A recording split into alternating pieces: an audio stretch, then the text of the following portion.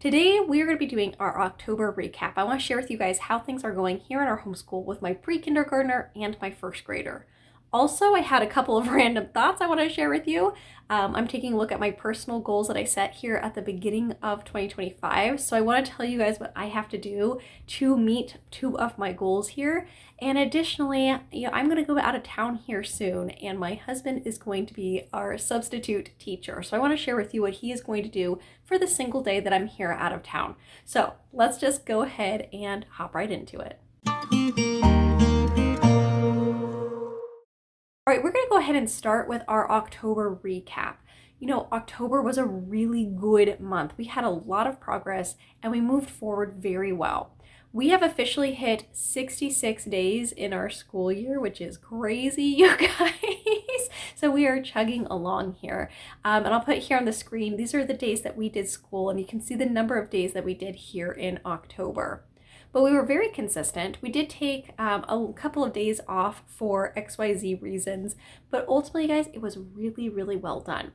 Now, I'm not going to go through every single subject in this recap because ultimately the bottom line is we're doing really well with being consistent with our subjects across the board. There are a couple of things that we aren't implementing as well, but it's nothing drastic or crazy. We haven't rejected any curriculum. We're still moving forward. We're still finding our flow. But today I want to dive really into two subjects. I want to talk about math specifically and phonics. So math is interesting. So we're using 3 pieces of curriculum for both of my kids, my pre-kindergartner and my first grader. We are using Math UC, Math with Confidence, and we're using mathematical reasoning. And I do enjoy all of these programs, but as we move along through things, I'm starting to notice some things with my older child. So we are currently on week 8 of Math UC. We did not start it at the beginning of the year. We had some things to wrap up from the year before. So he's just finished week 8 in Math UC. He has finished week 12 in Math with Confidence, first grade. And then mathematical reasoning, for some reason, it just kind of dropped off about halfway through October simply because I have no reason why. I just wasn't pulling it out as often. So we just started pulling that in more. But we are chugging along through that book, and we really like mathematical reasoning as well. But I'm finding for my first grader that Math with Confidence, we are going to continue it and we're going to complete Math with Confidence, but he is flying through it, and he pretty much rejects the game aspect of Math with Confidence, which is something that he really enjoyed last year.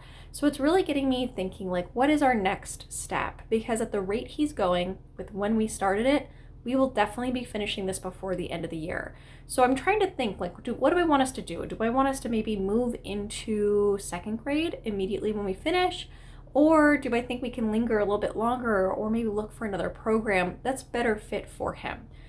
I will say the Math UC program, that just plain workbook style page where it has the questions, there's no color, it's just there, he really prefers. Like I'm finding that now that he's hitting his stride with math, he prefers it. So I'm not really sure. I'm still thinking about it. I don't want to make any decisions right now for math, especially because we do have a number of weeks. And I might change my mind, but as we progress through the year. But at this moment, I am starting to think, what could we potentially do with math? So I am kind of looking right now into some more math programs to do some research into. So I'm looking into Dimensions.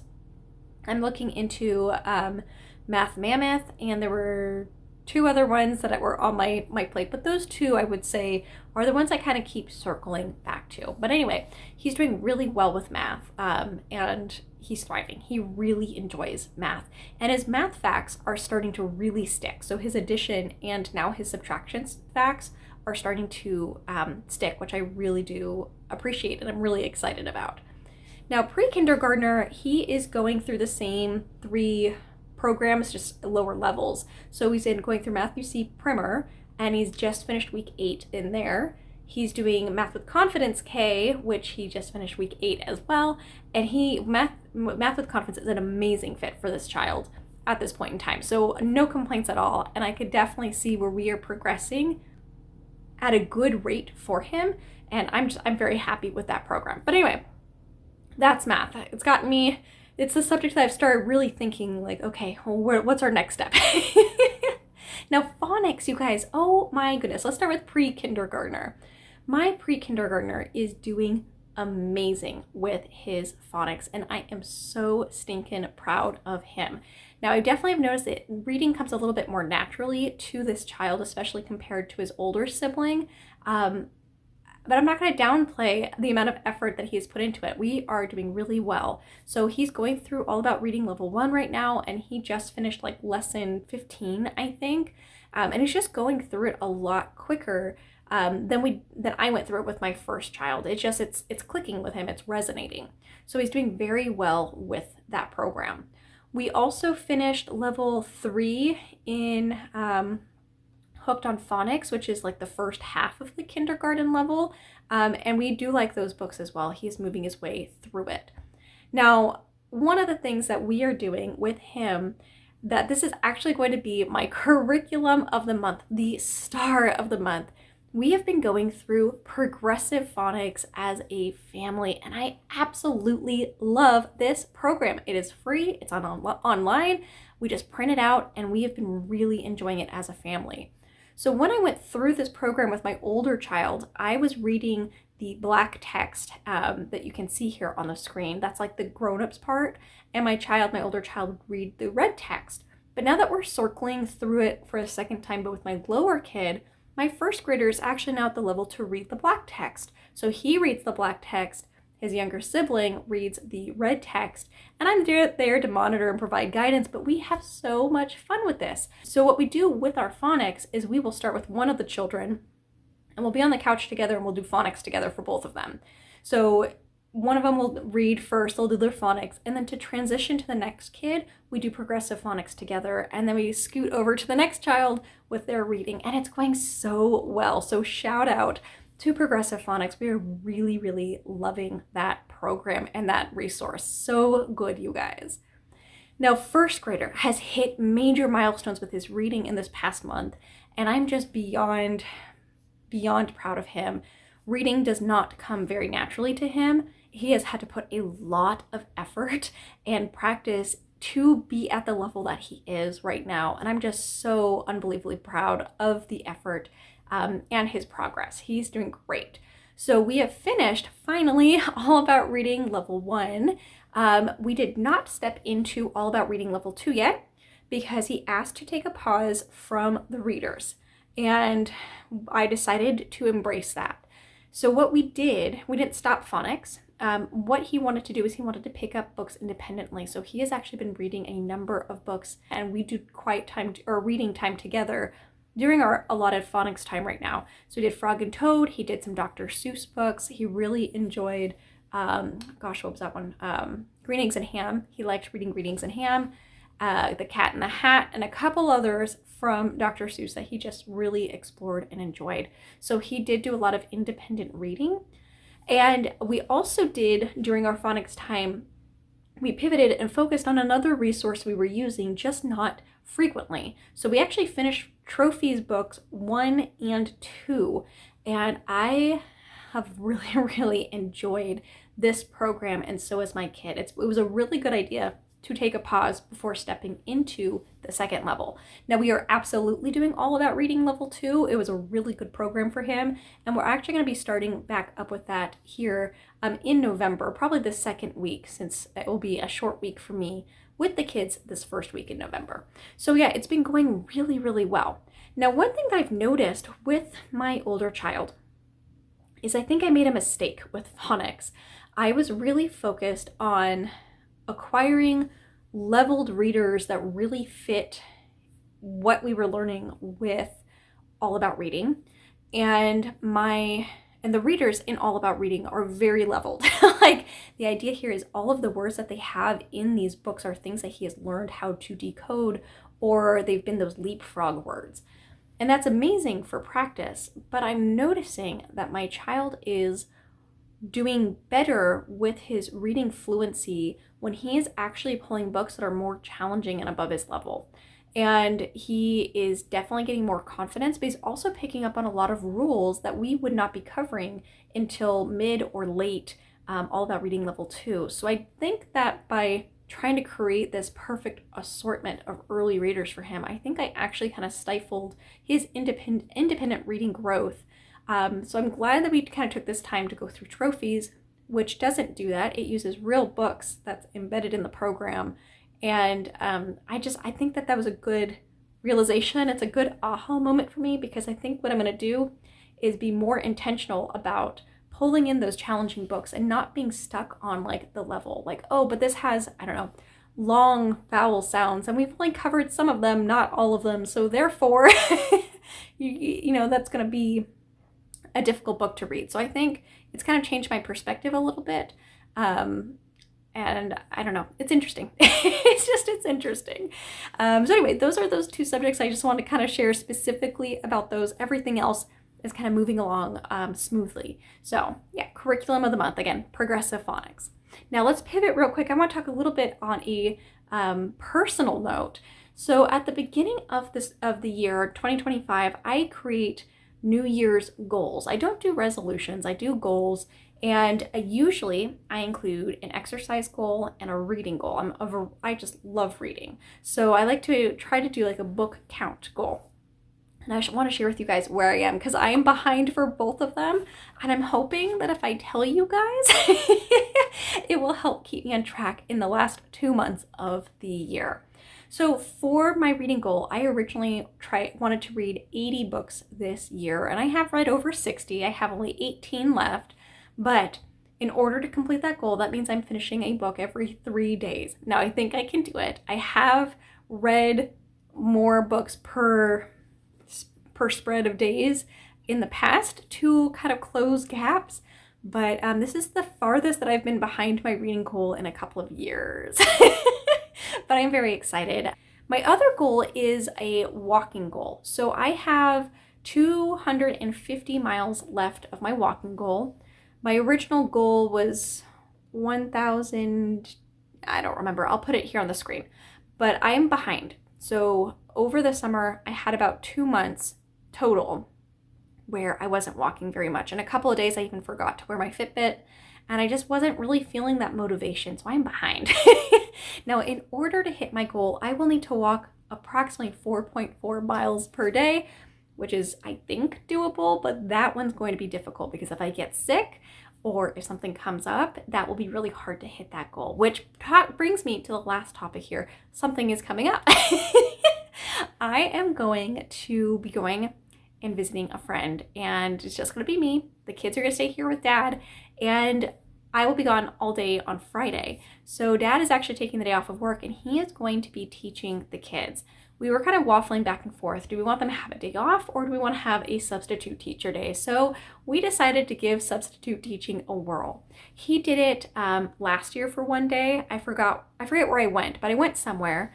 Actually, maybe I was visiting the same friend. I don't remember. I think I was visiting the same friend.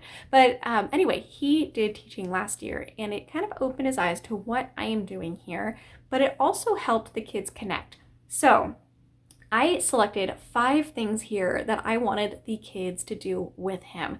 So while I'm gone, their full school day is going to look quite a bit different than what we do today. But the first thing that they are going to accomplish is a single page in Matthew C. They're pretty good about completing Matthew C. They know how that one works. They will actually be very proud to walk Dad through that, but they will both do some Matthew C. The other thing that they will do is for phonics, they will both do a page of Explode the Code. And I think I'm going to have first grader do 2 pages. So, and I might even make, I don't know, 1 or 2 pages. Haven't quite decided. But my first grader is in Explode the Code level 2. And my pre-kindergartner is actually in level B. He finished level A from the Primer series in October. So he's doing really well. But Explode the Code will be next. For phonics, I wanted them to do just an independent reading. So pulling out the Bob book specifically for my pre-kindergartner. And then I wanted to challenge my first grader to pick a book that we have and explore it. And I want him to, I'm going to give a little set of instructions. I want him to read it, pick a vocabulary word that was very difficult for him. I want him to write it down, and then Dad will write down the definition. So they'll kind of explore that difficult word together. And then the other thing I wanted to do is write a brief summary. So when I get back, I can read the summary and be like, oh, wow, what a great book you read. How amazing. So I wanted to do like a little bit of summary work after reading for a little bit. But that will be really, that will be good, I think. Now, another thing that I thought would be fun is we occasionally do STEM activities here. We're kind of on average go one every other week right now.